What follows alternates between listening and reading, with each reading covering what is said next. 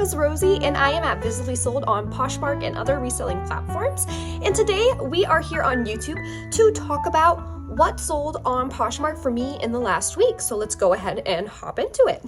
So the first thing that I'm going to talk about today is these Carhartt overalls that I sold. So these Carhartt overalls, really great piece. They're insulated, so they're great for winter, and Carhartt is always a really good seller for me. So these Carhartt overalls that I found were a no-brainer. They sold for $60, and then after the Poshmark fees, I made $40.55, and then plus my cost of goods, which was about $3 or $4, I made about $35 or so on this piece, which is a pretty good profit margin for me. So these would definitely be something that I pick up again, and they sold pretty fast. So the next piece that we are going to talk about today now is this Columbia coat. You might recognize this Columbia coat from a video that I did on a Goodwill Bins haul, I think a couple months earlier, maybe 2 months ago.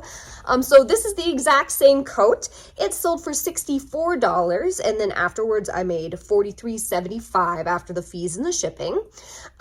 So then you take the cost of the coat, which was maybe like $5.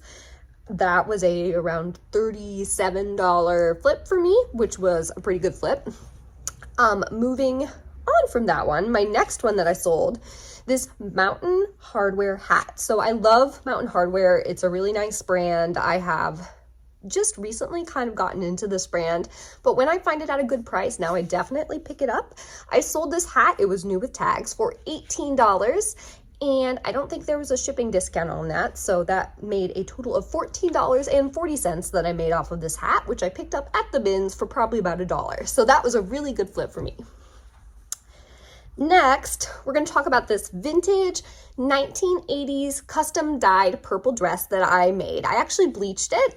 This dress, I didn't notice it when I picked it up at the bins, but it did have some stains, and so I thought, well, why not make that into a project? And I thought it turned out pretty good.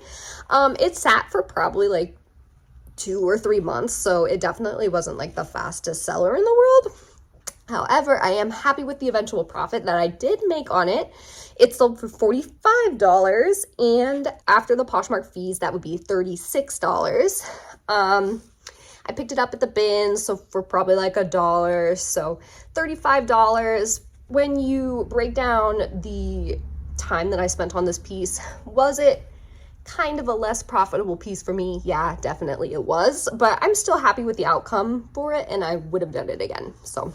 All right, my next one, this is a brand new brand. To me, the first time I have sold this brand is called Albion. So I found this swimsuit at the bins. I just felt it and I felt like, oh, this is really nicely made. It feels like a good quality swimsuit.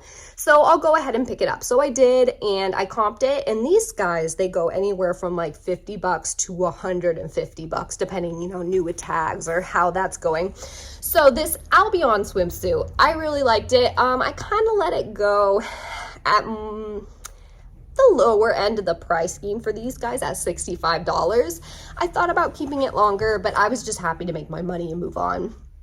Some pieces I'm more apt to keep and, cradle those babies for a while and keep them with me and make sure I make my most money out of them. But other times, sometimes I'm just ready to let that piece go on and reinvest and move on with my life, which was one of these cases.